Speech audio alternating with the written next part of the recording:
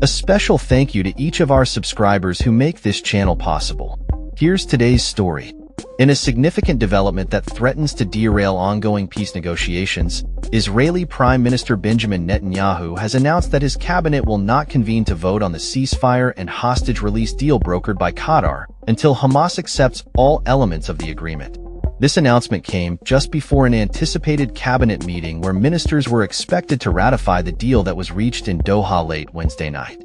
The Israeli Prime Minister's office stated that Hamas has reneged on parts of the agreement in what they described as an effort to extort last-minute concessions, leading to what they termed a last-minute crisis. This statement has raised concerns about the future of peace talks that have been ongoing for several months. Hamas, however, has countered this claim.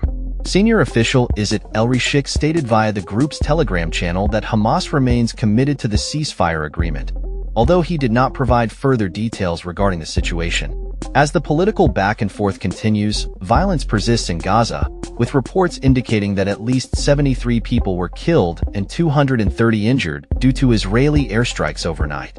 The ceasefire, which is supposed to take effect on Sunday, aims to halt the 15-month conflict that has resulted in over 46,000 Palestinian deaths.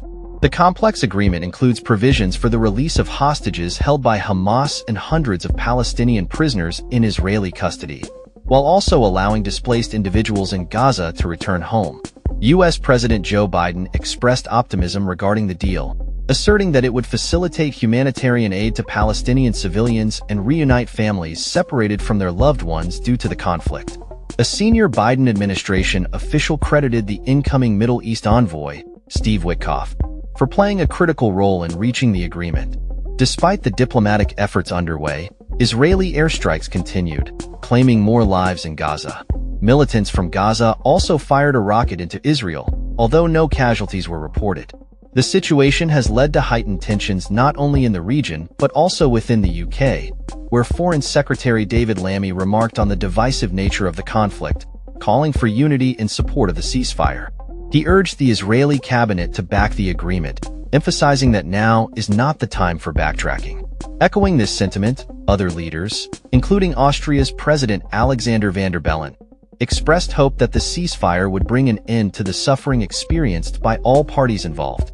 As the world watches closely, the coming days are critical for the future of peace in Gaza, with many holding their breath in anticipation of what may come next. That's all for this story. We upload videos every day covering many different subjects, so hit that subscribe button to stay informed. Thanks for watching.